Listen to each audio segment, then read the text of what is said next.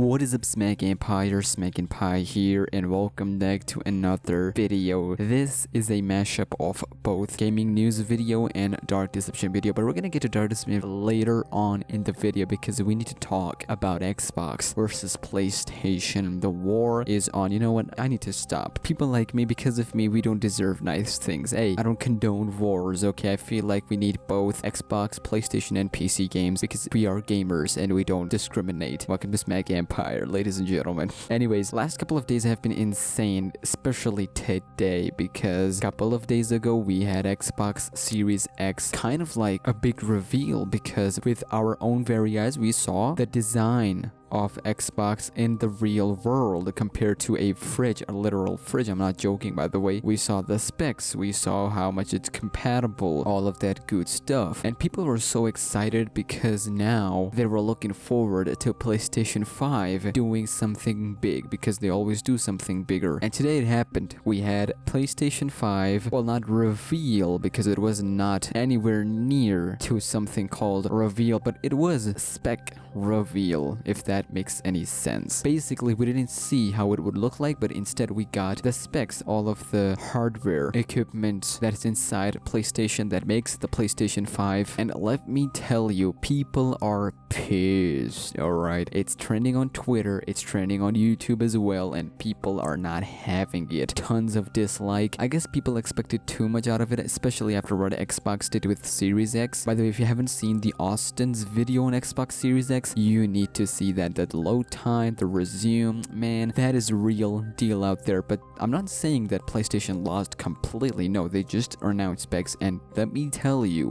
we are entering a very interesting times of gaming history, because Xbox and PlayStation 5 are going head to head. Now, I have a spec sheet open for both PlayStation 5 and Xbox Series X. Let me go through the main ones, alright? Both are 4K UHD Blu-ray. Both of them have 16 GB GDDR6 RAM, of course. There's a little bit of different, not much, but a little bit difference in CPU with 8X Zen 2 cores, but for PlayStation 5 it is at 3.5 GHz, but for Xbox it is at 3.8 GHz and 3.6 GHz with, of course, SMT. The GPU is also not very far. Of course, both have DirectX ray tracing. I know that's a lot of people are looking forward to that, myself included, of course. We have both 8K support with native 4K and 120 Hz refresh rate. Of course, this should be a default thing by now. For PlayStation 5, it is custom 825 GB SSD storage drive, and for Xbox Series, it is 1 terabyte of storage drive. You can check out, I'll put the link in description. The point is, ladies and gentlemen, that it is not too far between PlayStation 5 and Xbox. Xbox has a little bit of edge on PlayStation. Of course, PlayStation has some edge on some specific technical stuff, but overall, this is probably the closest we're gonna get in terms of head-to-head competition. One thing people don't like is that PlayStation 5 is not backwards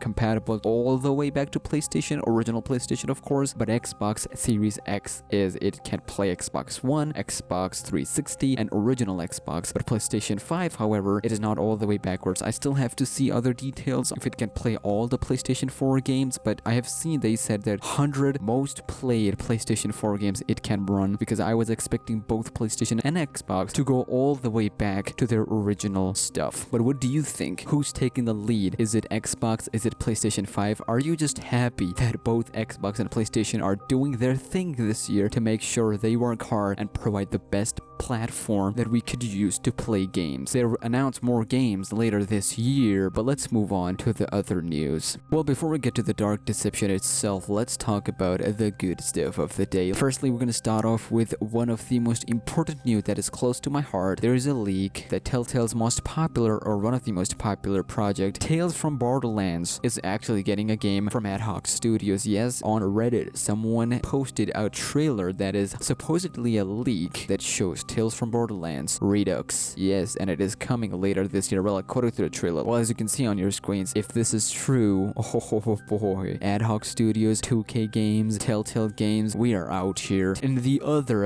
good stuff of the day, with all the coronavirus stuff going on, we were scared. We are scared for The Last of Us 2 release date. We're scared of Resident Evil 3 release date. We're scared of Cyberpunk 2077 release date, because these games were already delayed. We don't need no more delays, ladies and gentlemen. And one of the most important games this year, Final Fantasy VII Remake. They posted on Twitter. What seemed to be a heart-stopping moment turned out to be some sort of blessing. Well, not technically, it's still a horrible situation. Final Fantasy's Remake, in hindsight, it is still going to release on its date that they promised. However, there will be some issues on the launch since not everyone, all the team are not at the studio because people are working remotely from home. They deserve healthy and safety environment, so good luck and good wishes to them. As you all know, ladies and gentlemen, that I cover the most important Dark Deception news out here. So I was watching live stream of Winston Living again to see if I missed anything, and boy oh boy, I missed a lot of stuff. And even after this video, I think I still have some left. Anyways, let's get to it real quick because I already wasting a lot of time. When someone asked which was the hardest level or enemy to make, he responded with a very interesting answer. In short, he said the Joy Joy Gang was the hardest level to make because it is so massive. I told you, ladies and gentlemen, months ago, I told you that Joy Joy Gang will be the hardest level in all of Dark Deception. Why? Because it's gonna be massive. And guess what Vincent Living's saying? Vincent Living is saying that Joy Joy Gang was the hardest level to make because it is so massive. Even though all 3 levels have 3 zones in chapter 4, this one is massive. I told you all, ladies and gentlemen, I'm telling you, I am the real deal out here. But at the same time, he said the hardest enemy to make was nurses. Now, you guys reminded me in the comments of the nurses update video that nurses change their weapon and their attacks. I didn't talk about it at that time, but let's talk about it right now. He said that the roller skating animation was the toughest one to make and the weapons changing because you could make walking and running animation because that's the default for almost every enemy. Here, it was difficult because you're moving from walking to running to roller skating because you know their speed is gonna be faster than ours even with the speed boost, so you need to get all of them together, not too close, relax. Reaper Nurse is still mine, and then you use the stun power on them and then you get the heck out of there. So nurses have 3 animations, different weapons and different attacks. We still have the pills section that we need to talk about in details. We have the stun, that the big syringe that they have, and then of course the killing animation. So they have 3 attacks, ladies and gentlemen, with 3 animations in 3 zones. Reaper Nurses are the real deal. Forget Mama Bear and Trigger Teddy, forget who's in the 10th portal. We need to get through